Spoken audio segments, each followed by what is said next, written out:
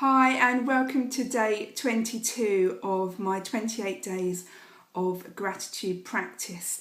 And today Rhonda in the book talks about her own personal story about how the gratitude changed her life. And about 7 years after reading The Secret, she was in a state of, I think most people would be pretty stressed out if they're in her situation, where she was, I think, about £2 million in debt. Her company was £2 million in debt. It was about to fold. She was about to lose her home, all her possessions. Her personal debt was sky high and she wasn't quite sure where to turn. But what she did is she wrote a list of all the things that she desired, everything she desired. So it was a long list, I can imagine. And what she did is she picked her top 10, which is something we did on day 13 or 14.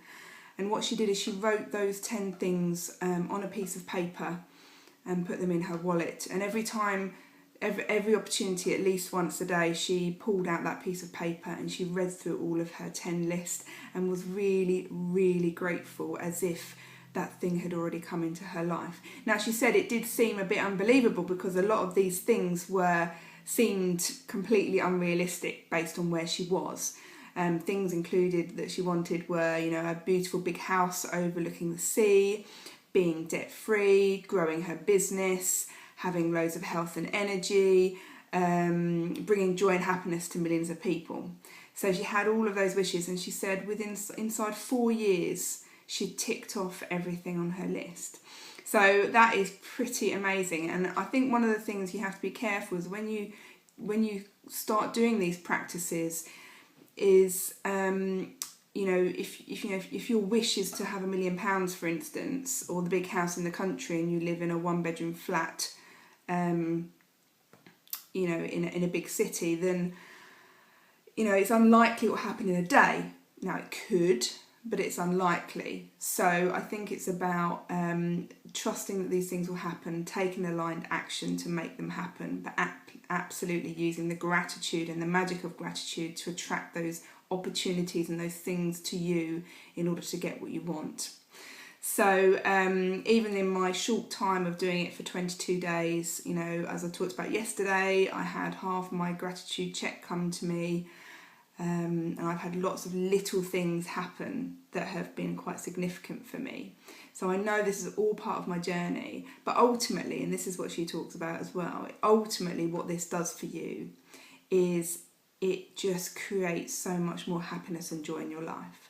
So I really feel like, this sounds weird, I really feel like I've put on a new pair of glasses. I feel like I'm looking at the world through different glasses. Does that make sense? I see things differently to how I did before because I'm constantly in a phase of gratitude. Now, things do rock me and things happen, they upset me and things annoy me, and but they're quite short-lived because I now really focus on being grateful for all those situations, because it's so easy to get sucked into those little things in life, or even big things that, how many times has something significant happened in your life that isn't very nice? And you look back a week, a month, a year, 2 years, 10 years later, and you think, oh, that wasn't so bad, or what was that all about? Or, we can get so caught up on those things. And so for me, it's about making that a lot smaller. So it's not about it not happening, it's just about how we react when it does. So I was doing my inner circle today, which was really fantastic. So I didn't get time to do my gratitudes this morning, so I did do them when I got home. And for me personally, what I feel is working for me since I've been doing this is I do my 10 gratitudes, but whatever the task is during that day, I'm finding it sometimes easier to do it the next day. So so what she talks about today is obviously your 10 desires that you wrote down is to write them on a piece of paper or somewhere and have them on your all times. So I suppose you could have it in your phone, couldn't you? You could have it as a list on your phone or on a bit of paper. So I'm probably going to use my lips, because I do love my lip post-its. And I'm going to write each one on each one of these and staple them together and put them in my purse, so that I've got them all the time. And then the idea is you look at least twice at the 10 things and you feel really grateful for having already received those into your life. So really looking forward to doing that. I'll do that tonight and then I'll start that practice tomorrow. But a lot of the things that I've done throughout the days, I have then revisited, and so even with the being grateful for the money coming into you, I still have that in my purse, and so every time I pull out a note I see it and I say yes, thank you for the money I've received. So I still do, and I have my health on my mirror in my bedroom, so I still have those things all around, just making it part of my daily routine. Now the 10 things today was really easy today. So I think saying I'm truly grateful for being part of Julie's inner circle, you know, because I know it's enabling me to expand and to grow my business. So I absolutely really grateful that it even exists and that I'm a part of one. Brilliant.